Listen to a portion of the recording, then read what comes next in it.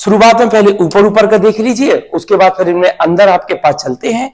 तो जन्मजात रोग जो जन्म से प्रारंभ होते हैं, ऐसे तमाम आपके पास रोग है। जब माता अपने बच्चे को जन्म देती है तो ये रोग पहले से ही उसमें निहित होकर आपके पास आते हैं। अगर इनके अंतर्गत जो भी रोग आपके पास आएगा, भी सब पढ़ेंगे अपन, तो अगर ये रोग अभी नहीं है, मान लीजिए ये किसी बच्चे को जन्म में नहीं है, तो ये फिर आगे होने की संभावना बिल्कुल नामात्र होती है। ये पुनः आपके पास ये रोग उद्गार नहीं होते। लेकिन संक्रामक रोग आपके पास वह होते हैं, उपार्जित रोग जो जन्म के बाद कभी भी किसी भी समय किसी भी आयु में हमको और आपको आ सकते हैं। ठीक। अब संक्रामक रोग जैसे इसका नाम वैसे इसका काम। वह आपके पास रोग जो संक्रामक होते हैं, मान लीजिए एक व्यक्ति से दूसरे व्यक्ति में, एक मानव से दूसरे मानव में, किसी कारण से एक स्थान से दूसरे स्थान में फैलने का प्रयास करते हैं और फैलते हैं, इनको कहते हैं संक्रामक। और असंक्रामक वह रोग जो आपका फैलते नहीं है। मान लीजिए अगर एक मानव को कोई रोग है तो वो उसी मानव तक रहेगा, ऐसा नहीं होगा कि एक मानव से दूसरे मानव में फैल जाएगा। ठीक। तो संक्रामक रोग, अब सबसे पहले मोस्ट ये, तो संक्रामक रोग जो होते हैं अब वो आपके 4 प्रकार से आपके पास होते हैं। पहला आपके पास वह रोग जो जीवाणु द्वारा आपके पास जनित होते हैं, जिसको हम बैक्टीरिया कहते हैं। वह रोग जो आपके पास विषाणु द्वारा आपके पास जनित होते हैं, जिसको हम आपके पास क्या कहते हैं, वायरस कहते हैं। वह रोग जो हमारे प्रोटोजोआ द्वारा आपके पास जनित होते हैं, इसको कहते हैं प्रोटोजोआ।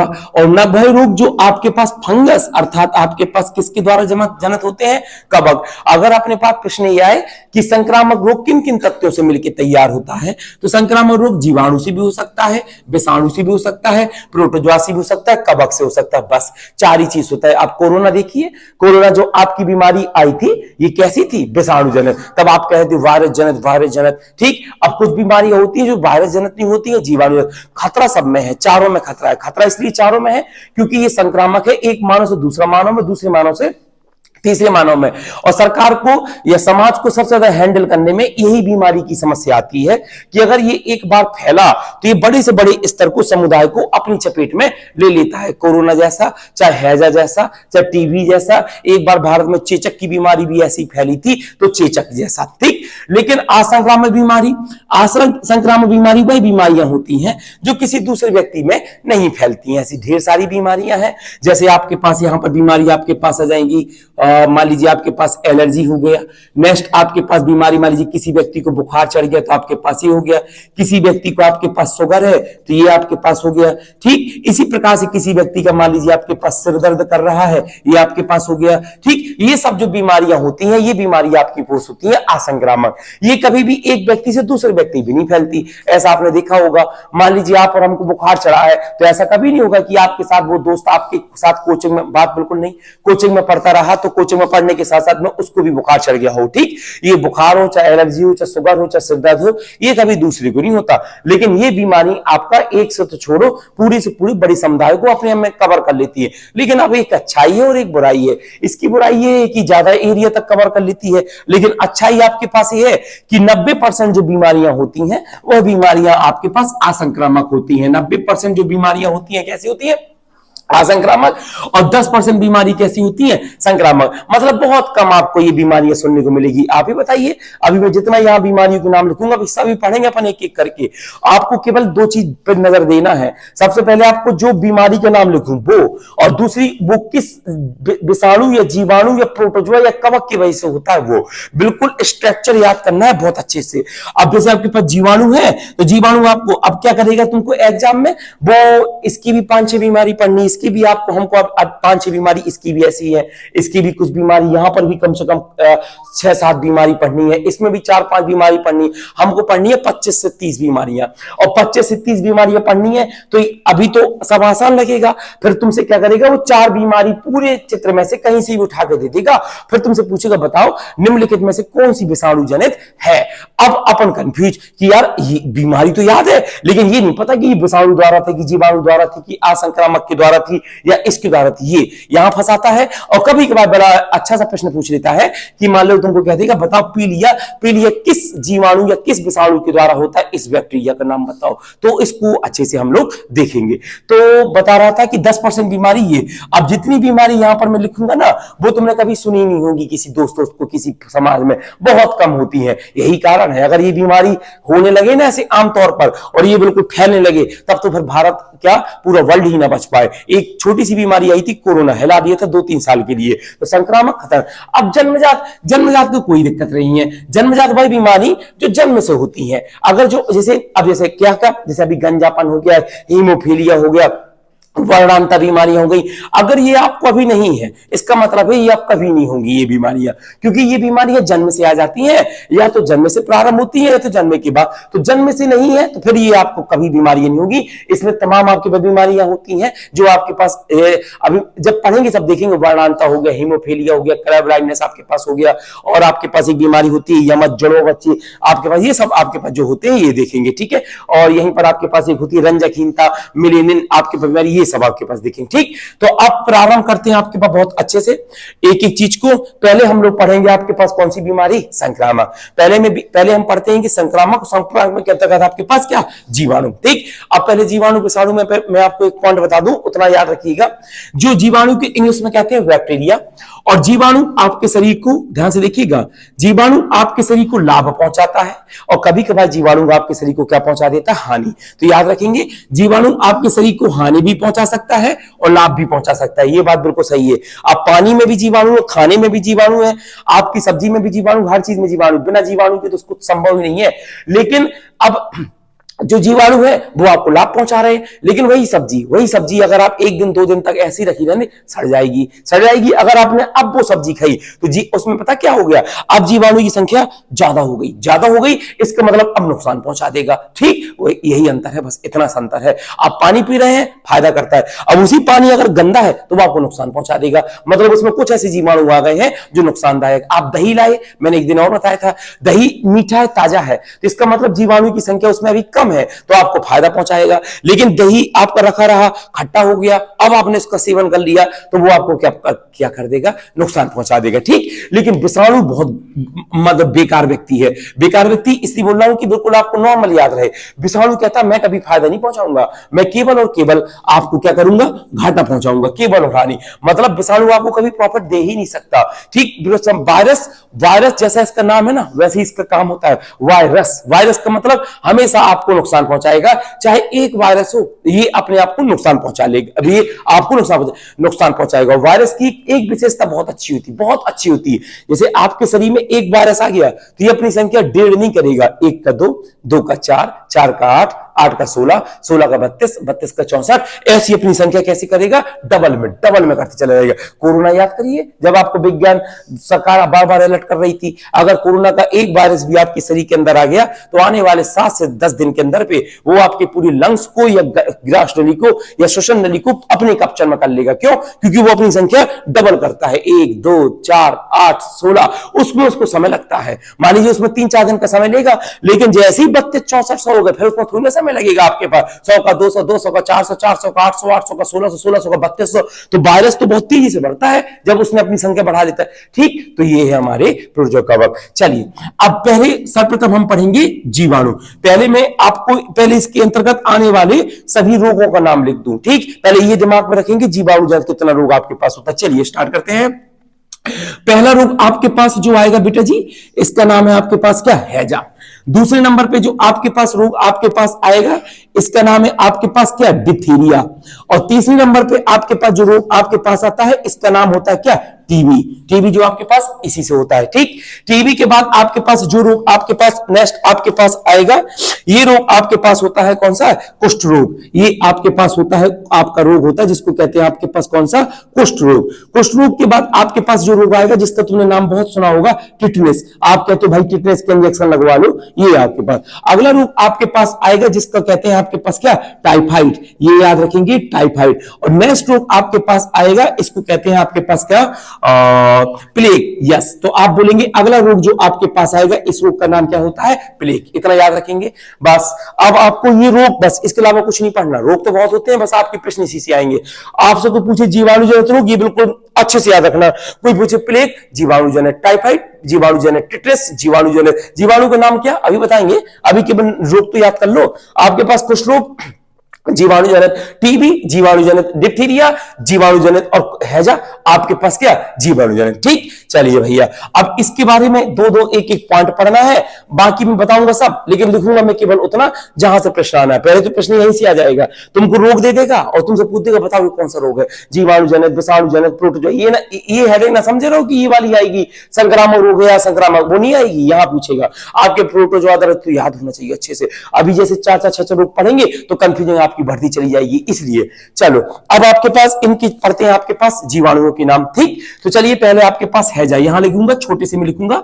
आपके पास इसका नाम होता है आपके पास विब्रियो, आपके पास कोलेरी। तो आप बोलेंगे आपके पास विब्रियो, आपके पास कोलेरा नामक आपके पास जीवाणु से जो रोग उत्पन्न होता है उसका नाम आपके पास क्या होता है, हैजा। ठीक, बस जीवाणु का नाम याद रखना, विब्रियो कोलेरा। अब बाकी में एक दो लाइन आपको समझाने के लिए बोल दूं, थोड़ा सा इंटरेस्टिंग हो जाएगा और आपको हो सकता है जल्दी समझ में आ जाए। हैजा बेटा शुरुआत में फैलता था, आज भी फैलता है, लेकिन अब सरकार ने बहुत कंट्रोल कर लिया। गांव गांव जाकर लेटरिन बनवा दी, बाथरूम बनवा दी, हर शौचालय को कवर करवा दिया, कूड़े उड़ेदान सब देखो आप, आपके पास गाड़ियां आ रही हैं, सब कूड़ा उसमें फेंक रहा, कूड़ा उठा के पूरे शहर टाउन के बाहर फेंका जा रहा है। ठीक, क्योंकि हैजा जो बीमारी फैलती थी ये तीन की वजह से फैलती थी, हवा में गंदगी, जल में गंदगी, भोजन में गंदगी। अब मैं तुमको एक हिंट बताऊं, जितनी भी संक्रामक बीमारी होती, जितनी भी, ये पूरी की पूरी संक्रामक बीमारी केवल तीन ही की वजह से फैलती है।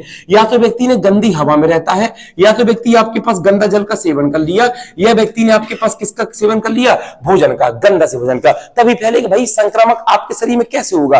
कोरोना बताओ, सरकार आपको क्यों कहती थी मास्क लगाकर चलो? क्योंकि सरकार को पता था, आपको ही पता था कि हवा में वायरस है, हवा अगर आपके शरीर में अंदर चली गई तो आपको वायरस इंफेक्ट कर देगी। तो ये तीन ही वजह से फैलता है। मैं ये बार बार नहीं बताऊंगा कि हैजा क्यों फैलता है, गंदे पानी से, गंदे हवा, गंदे जल से, गलत। ठीक, अब तो सब में वही है, तो बस आप याद रखेंगे। तो देखिए हैजा शुरुआत में ये सरकार के पास बहुत बड़ी समस्या थी, अब इसमें इतना समय नहीं देना क्योंकि फिर ये तो टॉपिक हो ही नहीं पाएगा आपके पास। लेकिन सरकार ने इसमें बहुत नियंत्रण किया, जगह जगह शौचालय बनवा दिए, सब करवा दिए। मैंने शुरुआत में व्यक्ति इतने गांव के व्यक्ति आपके पास खुले में शौच करते थे, उसके बाद वही गंदगी आपके पास मक्खियों के द्वारा, तमाम के द्वारा आपके भोजन तक, पानी तक आ जाती थी। पानी हमारे शरीर के अंदर पहुंच जाता था, जिससे एक जीवाणु आपके शरीर में अंदर पहुंच जाता था। उस जीवाणु का नाम बस याद रखना, विब्रियो कोलेरा नामक का जीवाणु पहुंच जाता था। ये आपके पास होता है हैजा। ठीक है, इसके लक्षण होते हैं उल्टी और दस्त। उल्टी होने लगेंगी, उल्टी का रंग बदल जाएगा सफेद, और जो दस्त होगा उसका भी रंग बदल जाएगा आपके पास सफेद। तो ये है। ठीक, बाकी नेक्स्ट देखो, डिप्थीरिया।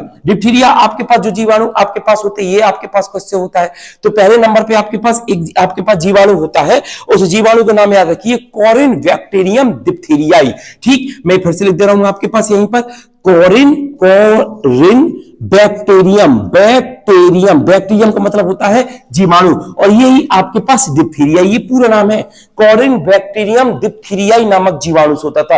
अब डिप्थीरिया ये आपने नाम ना सुना होगा, लेकिन इसका दूसरा नाम आपने गारंटेड सुना होगा। एक रोग का तुमने नाम सुना है जिसको कहते हैं आपके पास गलघोंटू। ठीक है, जरूर सुना होगा, जानवरों में। आप कहते हो अरे भैया यार हमारा जानवर था, पता नहीं क्या हो गया, बेचारा खाना खा रहा था, एकदम से उसका गले में एकदम से फड़फड़ाया और गला ऐसे किया और मर गया। गलघोंटू, इसको कहते हैं गलघोंटू। ये क्या करता है, गले को, ये जो जीवाणु होता है, विषाणु कोई नहीं है, सब जीवाणु है, ये जीवाणु होता है, गले की श्वास नली को पकड़ लेता है और श्वास नली को पकड़ के रुद्ध कर देता है। रुद्ध करने के बाद कोरोना जैसा dot dot dot dot dot इतनी संख्या बढ़ा लेगा कि श्वास आप ना तो ले पाओ ना बाहर छोड़ पाओ। जब श्वास अंदर नहीं जाएगी तो स्वाभाविक भाई आपके फेफड़े में ऑक्सीजन नहीं पहुंचेगी और आपका हार्ट क्या हो जाएगा, काम करना बंद कर देगा। तो व्यक्ति की मृत्यु कैसे होती थी, गलघोंटू। गलघोंटू मतलब ऐसा होता है जैसे गला उसको किसी ने क्या कर दिया हो, घोंट दिया हो। ठीक, लेकिन अब ये गलघोंटू वहां तक अच्छा लगता है जब ये बीमारी आपके पास जानवर में होती है, लेकिन अब ये बीमारी आपके पास बच्चों में हुई, मानव में हुई, तो मानव में इस बीमारी को डिप्थीरिया आपके पास कह दिया गया। डिप्थीरिया क्यों कह दिया गया? क्योंकि उसकी जीवाणु का नाम था। तो याद रखेंगे अगला प्रश्न, डिप्थीरिया। अब ये गलघोंटू जानवर में, ठीक, लेकिन है वही आपके पास रोग। डिप्थीरिया आपके पास क्या है? तो बोलिएगा आपके पास ये बच्चों में आपके पास होता है, बच्चों में जल्दी हो जाता है। कैसे होता है? तो बोलेंगे गंदा पानी या आपके पास गंदा जल, ये सब के आपके पास सेवन से किस चीज को रुद्ध कर देता है? तो आंसर बोलेंगे ये हमारे गले में श्वास नली को आपके पास क्या कर देता है? बंद कर देता है, चोक कर देता है। चोक कर देगा तो आप सांस नहीं ले पाएंगे, ये प्रॉब्लम आ जाएगी। ठीक है, अधिकांशतः बीमारी बच्चों में जल्दी पकड़ लेती है। ठीक, बढ़िया। नेक्स्ट आपके पास है ये टीबी। अब टीबी, भाई टीबी के बारे में पहले क्या, टीबी के बारे में पहले आपके पास केवल जीवाणु का नाम, जीवाणु का नाम, तो आप बोलेंगे माइकोबैक्टीरियम ट्यूबरकुलोसिस। ठीक है, तो मेन वाला नाम याद रखो, ट्यूबरकुलोसिस, यहां से निकला टीबी, ट्यूबर, टीबी आपके पास। तो ये आपके पास आ गया माइकोबैक्टीरियम आपके पास ट्यूबर किलोसिस नामक आपके पास जीवाणु से जो रोग उत्पन्न होता है उसको आपके पास कौन सा रोग कहते हैं बेटा जी?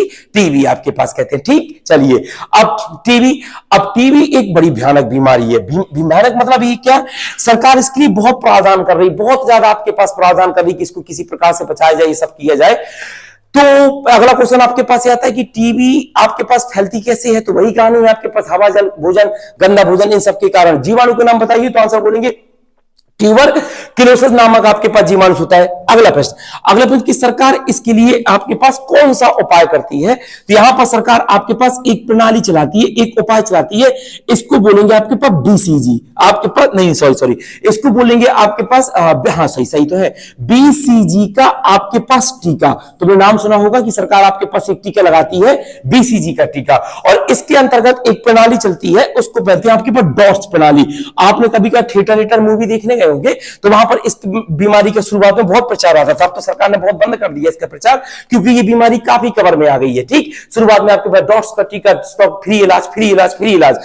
अब इस बीमारी की सब कुछ बढ़िया है, इसको कवर किया जा सकता है, सब किया जा सकता है, लेकिन इस बीमारी की एक प्रॉब्लम है, बहुत बड़ी प्रॉब्लम आपके पास क्या है? ठीक, ये जब टीबी होगा, लक्षण तो आपका ये है कि जब खांसी आएगी, उल्टी आएगी, तो उल्टी खांसी होना कोई बड़ी बात नहीं है, होता रहता है, चलता रहता है।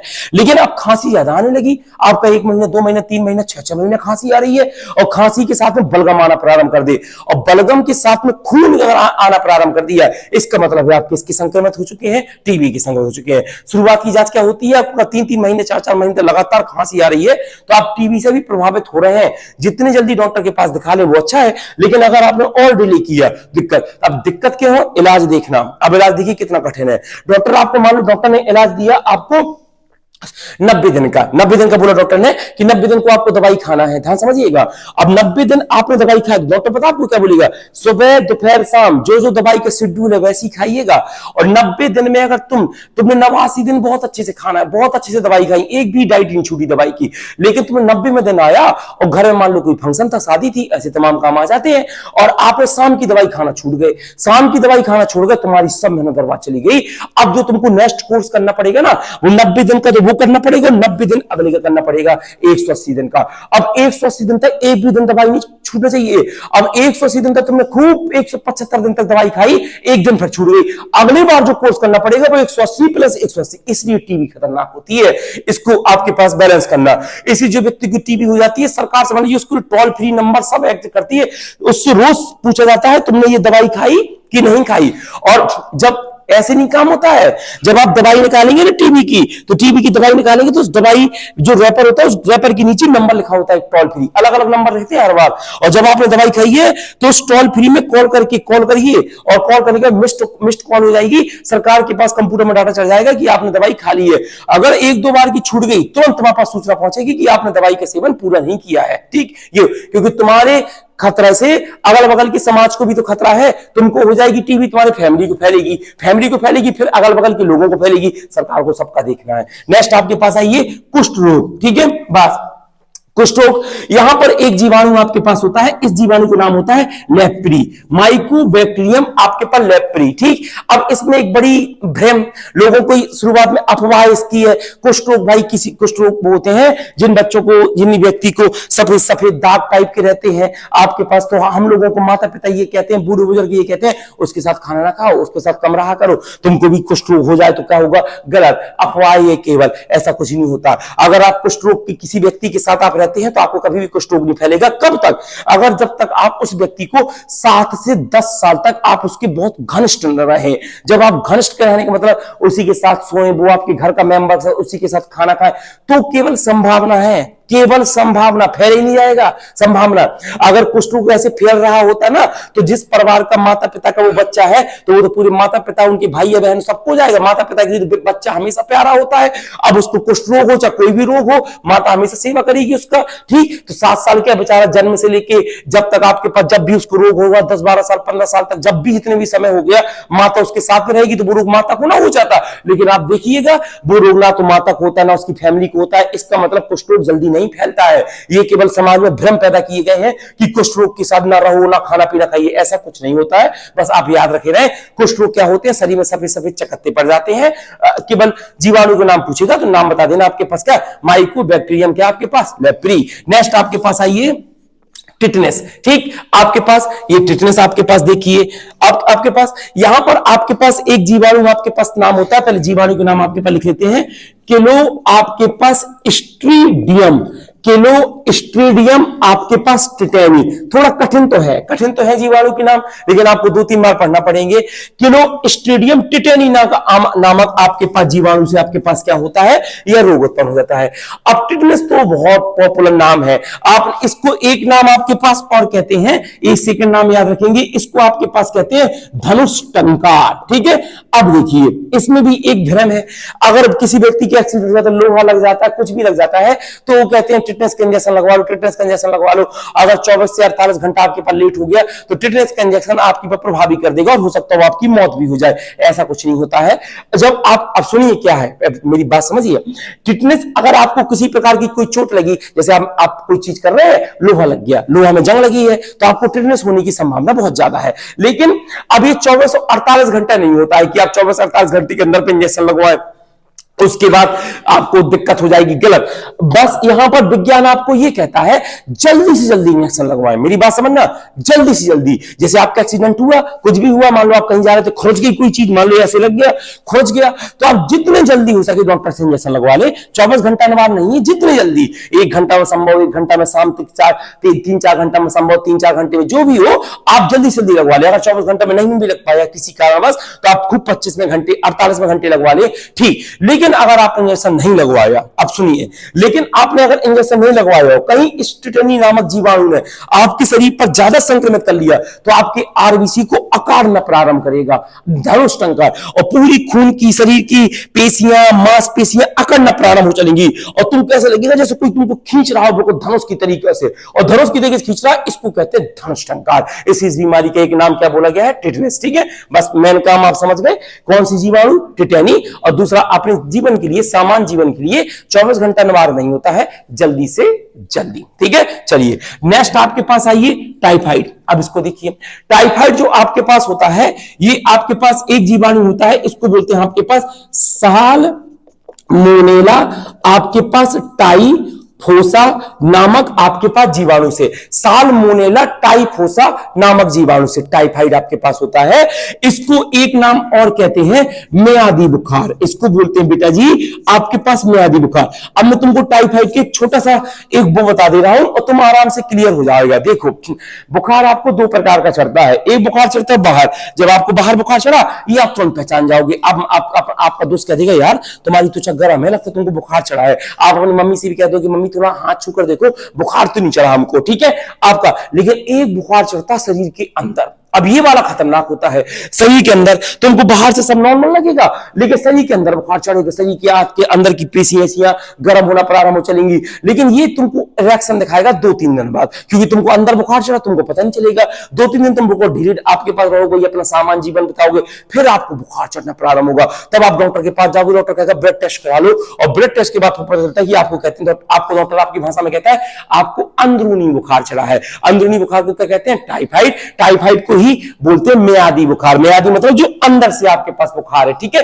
तो डॉक्टर कहता है भाई अब ऊर्जा का सेवन थोड़ा कम करिएगा, रोटी कम कर दीजिए, फलों का जूस पिए, ओआरएस पिए, ग्लूकोज पिएगा, लेकिन रोटी कम खाइए, क्योंकि आपके शरीर अंदर से गर्म है। अब तुम उसको और ऊर्जा दोगे तो ये और गर्म होगा। इसी ऊर्जा नहीं देना है, केवल बस आपको इतना दाल पानी के पिए जिससे आपका ठंडक मिले तो सही हो जाएगा। ठीक, वैसे अब नेक्स्ट आपके पास आता है अंतिम आपके पास आता है प्लेग का आपके पास जीवाणु का नाम याद रखेंगे, इसका नाम होता है आपके पास पास्चुरेला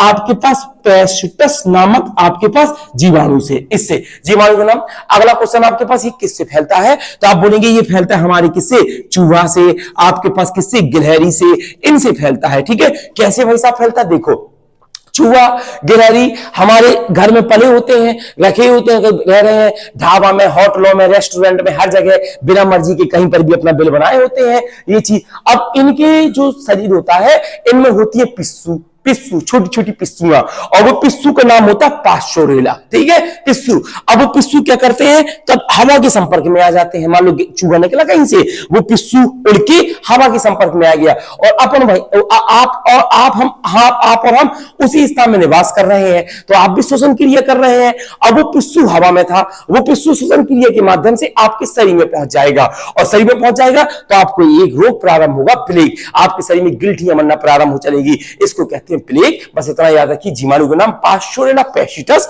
और किससे होता है, चूहा और गिलहरी से।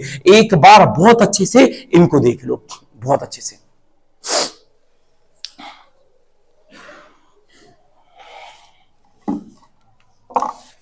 समय बहुत कम है, 1 मिनट का आपके पास समय है, 2 मिनट बिल्कुल ध्यान से देखिए, बाकी आपको कोई दिक्कत नहीं, ये भी सब उसमें डाल देंगे, तो आप अगर कभी भी जरूरत पड़े तो आप उसको दोबारा पढ़ सकते हैं। ठीक है, ये चीज।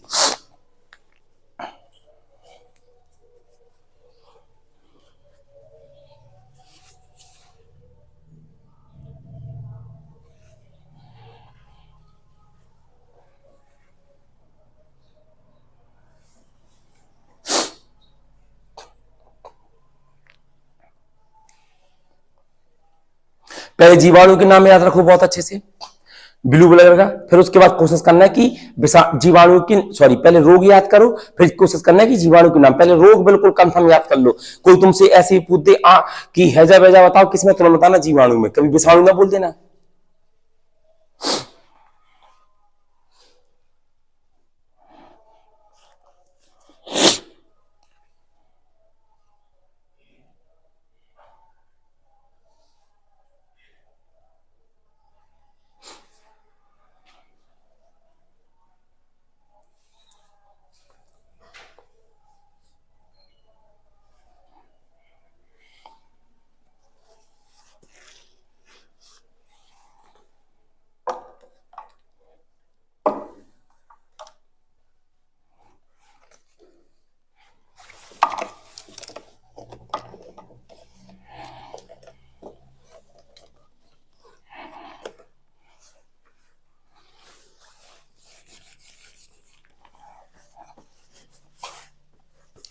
चलिए, ओके, प्रारंभ करते हैं। अब अपना नेक्स्ट वाला आपके पास आएंगे।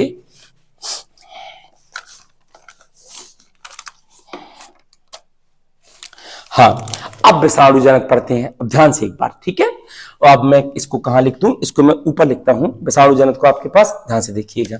ठीक, चलिए यहां लिख देता हूं, ऊपर की तरफ थोड़ा सा जगह मिल जाएगी जी।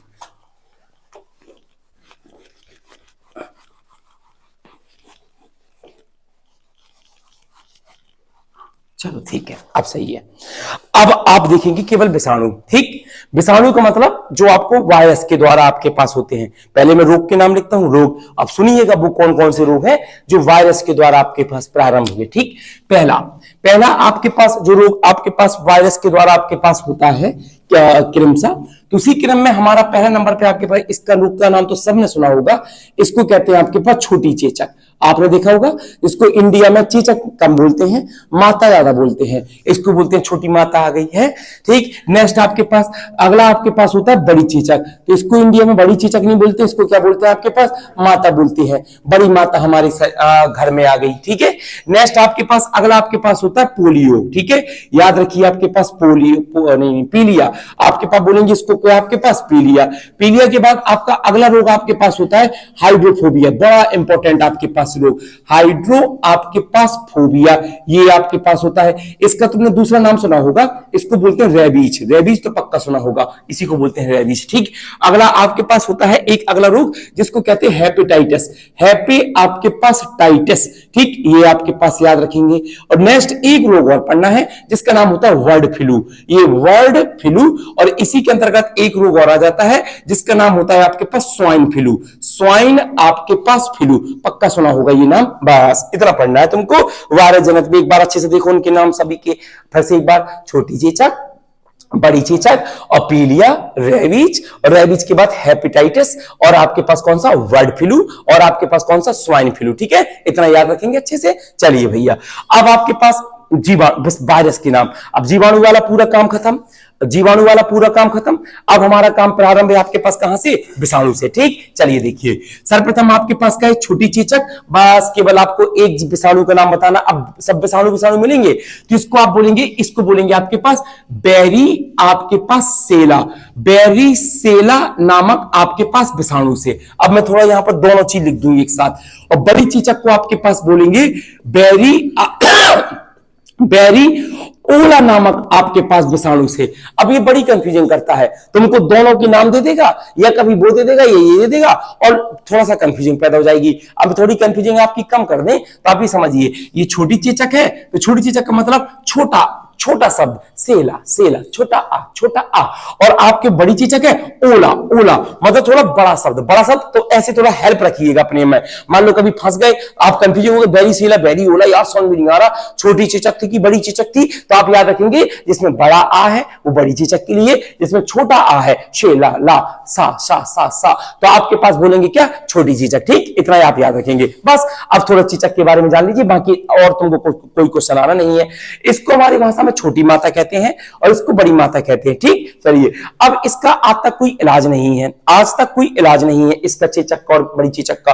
ठीक, तो जब आपको कभी छोटी माता माता किसी घर में प्रभाव में निकलती है तो आपने देखा होगा तो कि अगल बगल के लोग, समाज के लोग कहते थे हैं कि 6-7 दिन का थोड़ा सा करो, साफ सफाई का ध्यान रखो, सही हो जाएगा। लेकिन फिर भी अपने यहाँ तो थोड़ा सा ढोंग धतूरा तो हो ही जाता है, तो मालिंदाई को बुलाते हैं। मालिंदाई आती हैं, मालिंदाई आपके पास थोड़ा अगरबत्ती अगरबत्ती करेंगी, पानी आनी फेंकेंगी, मैया का जो ले आएंगी, और मैया का लाने के बाद आपके पास अगल बगल फूल उल की पत्ती छोड़ देंगी और कहेंगी बेड थोड़ा साफ कर दो, मैया आई है, माता आई है, माता आई है। और आपके पास अब माता शांत हो जाएंगी। 5-6 दिन तक वो मालिंदाई रोज आती हैं, रोज माँ का पानी लगाती हैं, मंदिर से जो लाती हैं उनका पैर का, चरण का, और ऐसे लगाती हैं, छिटका मार देती हैं। 7 दिन बाद वो मैया शांत हो जाती है। फिर मैया शांत नहीं होती, मैया घर में दूसरे को निकल आती है। ठीक है, आपके पास फिर आप कहता अब छोटी माता हम निकल आई। ठीक है, उसके बाद मैया इतनी प्रसन्न हो जाती है उस घर पे कि पूरे कम से कम 3-4 लोग को समेटती है मैया। ठीक है, एक बार, अरे भैया मैया इतनी फ्री है दुर्गे माँ, ठीक, कि 3-4 लोगों को समेट ले आपके पास उसमें। ठीक, ये होता कुछ नहीं है, ये कैसी बीमारी है, विषाणु जनित है। ठीक, तो जब आपको चेचक होगी ना तो चेचक के छोटे छोटे दाग होते हैं, और जब दाग जो एंड होता है, समाप्त होता है, तो दाग सूख जाते हैं। सुनो अब मैया क्यों प्रसन्न हो जाती है, दाग सूख जाते हैं, और दाग सूखने के बाद उसके जो वायरस होते हैं वो बाहर आते हैं हवा के संपर्क में। और बच्चा का हो, चाहे माता को, चाहे पिता को, चाहे बहन को, चाहे भाई को, किसी को भी वो बीमारी है तो स्वाभाविक उसके परिवार वाले उसका ध्यान रख रहे होंगे। जो भी परिवार वाला ध्यान रख रहा होगा उसके हवा के माध्यम से वो मैया उसके शरीर में प्रवेश कर जाती है, विषाणु। ठीक है, और वो विषाणु प्रवेश कर गए, अब उसको निकलेगा और अपने आदमी कहता है मैया आ गई, मैया आ गई, मैया आ गई। मैया कुछ नहीं होता है, केवल आपके पास ही होता है। 7 दिन में आपके पास सब सही हो जाते हैं। ये बस इसका इलाज, यही विज्ञान कहता है, विज्ञान ने आज तक इलाज नहीं बना पाई इसका। विज्ञान ये कहती है 7 दिन तक, बायोलॉजी में साफ लिखा है 7 दिन तक साफ सफाई स्वस्थ का ध्यान रखें। और आप लोग मालिंदाई बुला के मालिंदाई को 400-500, 100-200 रुपए दे देते हो 6-7 दिन में, लो मालिंदाई ये लेते जाइए, मालिंदाई बढ़िया पर्सन, उसको अच्छे से पता मैं ये शांत हो जाएगी 7 दिन बाद। ठीक, चलिए नेक्स्ट आपके पास आइए पीलिया। अगला नेक्स्ट आपके पास होगा ये पीलिया। पीलिया आपके पास पहला पॉइंट, पीलिया किस वायरस से आपके पास नाम होता है तो बोलेंगे ये आपके पास मेलाइटस वायरस से ये आपके पास होता है। पहले नाम याद रखेंगे, किस वायरस से आपके पास पीलिया होता है, मेलाइटिस वायरस। अब इसकी कहानी देखिए बहुत अच्छे से, वही कहानी है हवा जल गंदा पानी के माध्यम से हमारे शरीर में वायरस का पहुंच जाना। अब कहानी आगे की देखो, ये तो चलो कोई बड़ी बात नहीं है। ठीक, नेक्स्ट तो अगला प्रश्न आपके पास आता है, ये मेलाइटिस वायरस किसको इन्फेक्ट कर देता है, ये पूरा याद रखना है। तो किसको इन्फेक्ट कर देता है? तो क्या बोलोगे? लीवर का। लीवर कहां होता है? यहां होता है ना लीवर। तो आप बोलेंगे ये लीवर को इन्फेक्ट कर देता है। ठीक, अब देखो लीवर से इन्फेक्ट करने से कैसा होता है ये भी समझो। अब बेटा जी जो लीवर होता है ना वो आरबीसी को तोड़ने का काम करता है, और जब आरबीसी को तोड़ता है तो आरबीसी के टूटने से एक तत्व बनता है। जब इसको तोड़ा जाता है तो एक तत्व बनता है। उस तत्व का नाम आपके पास क्या है? बिलीरुबिन। क्या नाम है आपके पास? बिलीरुबिन। अब बिलीरुबिन तत्व बनता है, और ये बिलीरुबिन जो तत्व होता है ना इसका रंग कैसा होता है? पीला। तो जब आपका यकृत है, ध्यान समझिए, पूरी सिस्टम है, पूरी कहानी समझिए। आरबीसी का जीवन काल कितना होता है? 120 दिन के आसपास। ठीक, तो आरबीसी टूटेगा। अब मैं रक्त पढ़ाया है, आरबीसी टूटेगा तो आरबीसी बिलीरुबिन को छोड़ देगा यकृत में। अब यकृत कहेगा बिलीरुबिन से, ए बिलीरुबिन तुम तो बहुत खतरे वाली चीज हो, निकलो यहां से, जल्दी भागो यहां से। तो ये बिलीरुबिन कहेगा कैसे भागे? तो यकृत कहेगा हम तुमको यूरिया बदल देते हैं। यूरिया मतलब खाद, जिसको मल कहते हैं। हम तुमको यूरिया बदल देते हैं और मल के रूप में बाहर निकलो। इसलिए मल का रंग येलो होता है, क्योंकि मल में सर्वाधिक मात्रा किसकी होती है? बिलीरुबिन की। ठीक, कहानी समझिए अभी।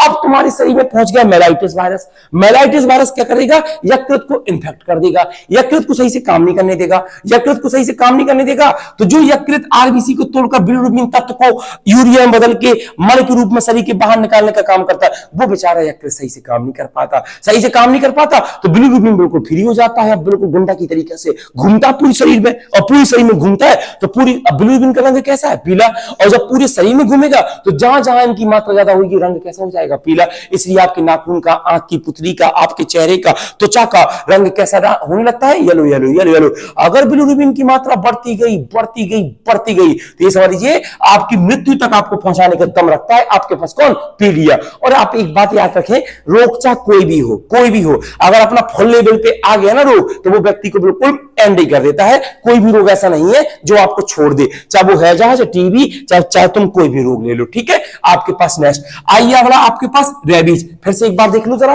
पीलिया थोड़ा सा खतर, कहानी थोड़ी लंबी है, अच्छे से देखो। पीलिया में किस नाम की जीवाणु वायरस का होता है? मेलाइटिस वायरस किसको इन्फेक्ट कर देते हैं? लीवर को। लीवर के इन्फेक्ट हो जाने से लीवर किसको, उसको डाइजेशन सही से कर पाता है? बिलीरुबिन को। और हमारे शरीर में फिर पीलिया के लिए किसकी मात्रा ज्यादा बढ़ जाती है हमारे शरीर में? बिलीरुबिन। शरीर का पूरा येलो येलो कलर का देखना किसकी वजह से होता है? बिलीरुबिन की वजह से होता है। बिलीरुबिन खुद किससे मिलके, किससे टूटे, किससे बनता है? क्या बोलेंगे? आरबीसी। वेरी गुड, बहुत अच्छे।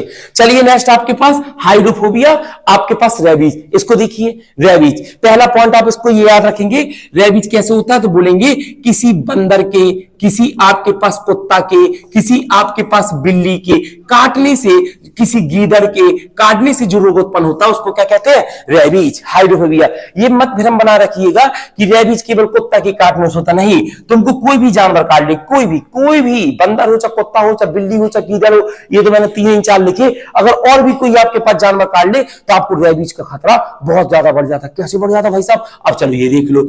आपके पास जब कोई बंदर आपको जानवर काटेगा तो जब वो आपको चिपकेगा, ध्यान समझना, जब आपको काटेगा तो स्वाभाविक अपने दांत कपाएगा तो जो लार होती है उसकी मुख की, वो तुम्हारे रक्त में चली जाएगी, और जब रक्त में आपके पास चली जाएगी तो वो लार तुम्हें इन्फेक्ट करना प्रारंभ करेगी। अब इसमें भैया आधा से ज्यादा गांव में बहुत ज्यादा आपके पास अफवाह है। लोग को कुत्ता काट खाए, गांव के लोग कहते थे जा झरवा लो बगल वाली गुनिया से। ठीक है, अब जाके झरवा लिए तुम, वहां पर कुछ नहीं होने वाला भैया।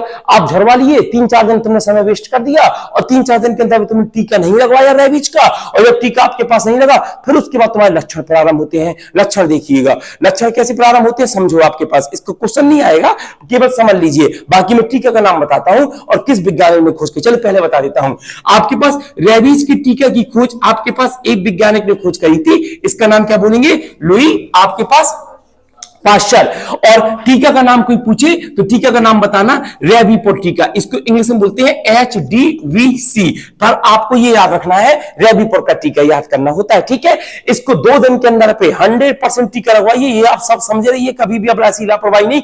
आप किसी भी व्यक्ति को कुत्ता काट खाए तो आप उसको सलाह दीजिए, ऐसा नहीं। पता क्या होता है, अगर आपने टीका नहीं लगवाया तो लार आपके शरीर में इन्फेक्ट कर जाएगा। 4-5 दिन के बाद जो इनकी हरकत होती होती है बंदर कुत्ता बिल्ली की, वही तुम्हारी होना प्रारंभ हो चलेंगी। कैसे? पहले नहीं, ऐसे ही होता है। 5 दिन बाद आपको पानी से डर लगने लगेगा, क्योंकि इनको भी पानी से डर लगता है। जैसे आप बंदर कुत्ता को आप कभी एक डब्बा पानी फेंक देना तो भागेगी कुत्ता वहां से उठकर, ठीक? तो पानी से इनको डर लगेगा, आपको भी डर लगना प्रारंभ हो चलेगा। फिर उसके 2 दिन बीतेंगे, मुश्किल से 15 दिन का समय देता है, उसके 2 दिन का समय बीतेगा, फिर आपको तेज आवाज से डर लगने लगेगा, बिजली कड़कने से डर लगने लगेगा, आपको लगेगा यार पता नहीं क्या हो रहा है। उसके 3-4 दिन बीतेंगे, फिर आप खाना खाना बंद कर दोगे, जो घर पे खाना खा रहे हैं। फिर आपको बिल्कुल बंदर बिल्ली कुत्ता जैसा खाना चाहिए, गिलगिला गिलगिला बिल्कुल लिसलिसाता आपके पास, बिल्कुल मीड़ी हुई रोटी टाइप का आपके पास खाना वो। और उसके 4-5 दिन बीतेंगे, फिर तुम भौंकना स्टार्ट कर दोगे, और उसके बाद 3 दिन बाद भगवान के प्यारे हो जाओगे, बस बचोगे नहीं, ठीक है? पूरा शरीर भौंकते भौंकते अकड़ के पूरा बंदे जैसी हरकत, कुत्ता जैसी हरकत करके भगवान प्यारे हो जाओगे। और गांव में आपके व्यक्ति क्या कहता है? झरवा लो, झरवा लो। इतने बेवकूफ आदमी होते हैं आपके पास जो ये सलाह देते हैं, किसी को कुत्ता काटता है झरवा लो, गुनिया से झरवा लो। गुनिया करता क्या है? गरम ठेटा गरम करके उसमें छड़िया को, और छड़ी कहां काटा, और आपके पास देख खाता बेचारे को वैसे ही काटा और तुमने गर्म और ठंडा छुपा दिया उसमें, वायरस मर जाएंगे। वायरस ना गर्म में मरते हैं ना ठंडे में मरते हैं, वायरस केवल निष्क्रिय होते हैं, मरते कहीं नहीं है। ये है आपके पास कहानी। अगला ये आपके पास हेपेटाइटिस। चलिए अगला इसमें देखेंगे, हेपेटाइटिस रोग किसमें होता है? यकृत में, लीवर में, बस इतना याद रखेंगे। और लीवर आपके शरीर में कितना है? ओनली और ओनली कितना? 1। आपके पास लीवर में आपके पास होता है हेपेटाइटिस। अगला क्वेश्चन बस एक और जान लीजिए, हेपेटाइटिस क्या है? तो हेपेटाइटिस वायरस है। तो अच्छा, तो हेपेटाइटिस का वायरस का नाम ही हेपेटाइटिस, यस। तो बोलेंगे ये जो हेपेटाइटिस है ये एक आपके पास वायरस है, और जब वायरस है तो ये वायरस आपके पास 6 प्रकार के होते हैं। इसके 6 के नाम पूछ लेता है, A B C D E और G, F नहीं होता। आप इसको याद रखना है, यही कंफ्यूजन आता है। तुमसे पूछेगा निम्नलिखित में से हेपेटाइटिस वायरस में से कौन नहीं है? तो A B C D E और G, F नहीं होता है। चलिए अब आपको एक रुचिकर जानकारी और बता दे तो आपको अच्छा लगेगा, और थोड़ा सा लगेगा बताइए हमको पता नहीं था। आपके पास देखिए, इंडिया में जो सर्वाधिक मृत्यु आपके पास होती है, लोगों को लगता है कि एड्स इनसे होती है, गलत। आपके इंडिया में अधिकांश मृत्यु जो आपके पास अच्छा खासा अपना परसेंटाइल रखता है एड्स से ज्यादा, वो आपके पास कौन रखता है? हेपेटाइटिस, ठीक है? ये क्या फेल कर देता है? आपका लीवर फेल कर देगा। और लीवर की काम तो मैंने आपको बताया था ना, पाचन तंत्र में कितने बेचारे काम करता है। आपका यूरिया बदलने का काम करता है, आपको विटामिन ए और डी को संचित करने का काम करता है, आपके खनिज लोहा और तांबा को क्या करने का काम करता है? संचित करने का आपके पास काम करता है। नेक्स्ट आपके पास आपके खून के रक्त का थक्का न जमने देने का आपके पास काम करता है, ठीक? और आपके भ्रूण में जब कोई बच्चा है उसके भ्रूण में खून बनाने का काम कौन करता है? आंसर क्या बोलोगे आपके पास? लीवर। अब लीवर ही इन्फेक्ट हो गया तब तो भैया व्यक्ति का बचना बड़ा मुश्किल है। चलिए अगला आपके पास बर्ड फ्लू। अब इसके वायरस के नाम पहले आप याद कर लो, H1N1, H2N2 और H5 आपके पास क्या? N1। ये पहले 3 याद कर लो बस, इसके अलावा कुछ नहीं बनना। बर्ड फ्लू में आपके वायरस का नाम पूछेगा कि बर्ड फ्लू किन वायरस से आपके पास होता है, तो आंसर बोलेंगे H1N1, H2N2, H5N1। एग्जाम में क्या आएगा? कुछ भी आ सकता है एग्जाम में ये भी कह सकता है, ये भी आ सकता है, ये भी आ सकता है, ये सब फ्लू के हैं आपके पास। H1N1, H2N2 और H5N1, ठीक? अब बर्ड फ्लू के बारे में जान लो। WHO, वर्ल्ड हेल्थ ऑर्गेनाइजेशन, विश्व स्वास्थ्य संगठन ने आपके पास ये कहा है, अगर कभी पृथ्वी समाप्त होगी, ध्यान समझिए, अगर कभी भी पूरा मानव जाति समाप्त होगी, वो केवल एक ही बीमारी पूरी मानव जाति समाप्त कर सकती है, उसका नाम आपके पास क्या है? बर्ड फ्लू, ठीक है? केवल ये, बर्ड मतलब चिड़िया, फ्लू मतलब जब चिड़िया में किसी प्रकार की बीमारी। अब आप दिमाग लगाओ ऐसा कैसे हो सकता है। देखिए, आपको अगर कोरोना हुआ तो ये बीमारी फैल रही थी मानव से मानव में, मान लीजिए, तो पूरा वर्ल्ड समाप्त कभी नहीं होगा, क्योंकि भारत, मान लो भारत बीमारी फैल गई, भारत की सीमा बॉर्डर सीज कर दो, पाकिस्तान तक फैलेगी, नेपाल भूटान बांग्लादेश तक फैल जाएगी, मालदीव तक फैल जाएगी, सिंगापुर तक फैल जाएगी, इंडोनेशिया तक फैल जाएगी, और कहां तक फैल जाएगी? अमेरिका तक थोड़ी ना फैल जाएगी। अमेरिका वाले अपने बॉर्डर में किसी इंडियन को आने न देंगे, कहां से फैलेगी? नहीं फैलेगी।